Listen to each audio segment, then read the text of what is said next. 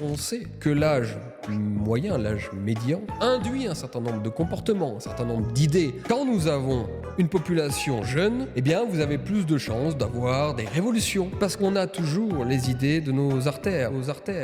Alors là, on est vraiment dans le matérialisme de droite. Ça veut dire que les guerres qu'on trouve, par exemple, en Afrique, population les plus jeunes du monde, viennent non pas de l'exploitation impérialiste, des ressources, des luttes entre des nationalistes et l'impérialiste. Non, c'est juste parce que c'est des populations jeunes et qu'elles s'emmerdent. Le niveau catastrophique de cette tech est hallucinant. Ça veut dire quoi, être jeune ? Est-ce que c'est simplement un âge ? C'est aussi un rapport social. Nos sociétés modernes créent justement cet espace de la jeunesse qui n'existait pas dans le monde paysan ou dans le monde ouvrier d'avant. Les enfants, dès qu'ils avaient de la force de travail disponible à 12-13 ans, allaient tout de suite dans le monde de la production. L'âge des artères, tu as des facteurs génétiques qui font qu'il y a des gens qui sont dans des familles qui vont avoir plus ou moins tendance à faire des accidents cardiovasculaires et notamment dus à l'état de leurs artères. Et puis après, il y a la vie que tu as eue. Tu prends les artères de deux mecs de 60 ans. D'un côté, tu as un mec, le fils de Bernard Arnault, rentier, qui a toujours eu accès à une nourriture de très bonne qualité, qui a jamais travaillé dans des métiers pénibles, qui a jamais travaillé de nuit. Ce mec-là, à 60 ans, ses artères, il y a de grandes chances qu'elles soient très bien.